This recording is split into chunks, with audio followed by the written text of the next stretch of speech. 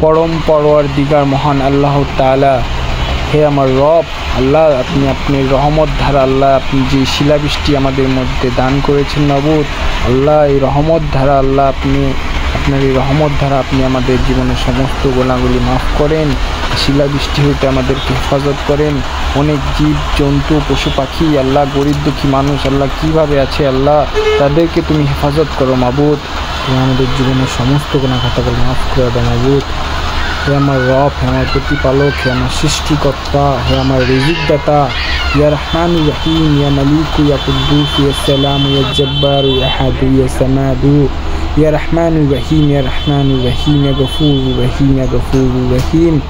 হে আমার প্রতিপালক, হে আমার সৃষ্টিকর্তা, তুমি আমাদের জীবনের সমস্ত গুনাহগুলি মাফ করো মাবুদ আল্লাহ। এই শিলাবৃষ্টি হইতে আল্লাহ তুমি আমাদেরকে হেফাজত করো মাবুদ। লা ইলাহা ইল্লা আনতা সুবহানাকা ইন্নী কুনতু মিনাজ জালিমিন। হে আমার প্রতিপালক, আপনি ছাড়া আমার কোনো মাবুদ নাই, আপনি ছাড়া আমাদের কোনো ইলাহ নাই, আপনি আমাদেরকে হেফাজত করুন মাবুদ।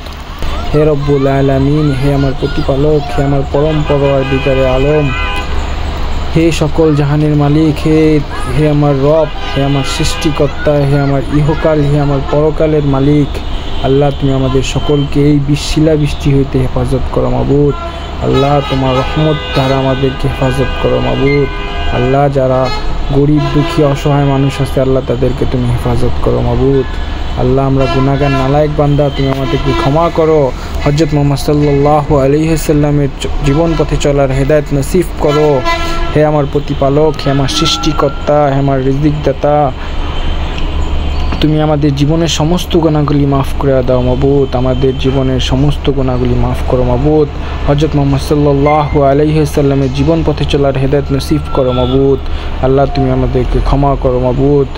ইচ্ছায় অনিচ্ছায়, জানা অজানা, সিরিকি সগীরা কবিরা কুফুর আল্লাহ, জীবনে যত গুনাহ করছি মাবুদ, তুমি আমাদের জীবনের সমস্ত গুনাহগুলি মাফ করো মাবুদ। আপনি আমাদেরকে ক্ষমা করেন মাবুদ, আমাদেরকে হেফাজত করেন মাবুদ।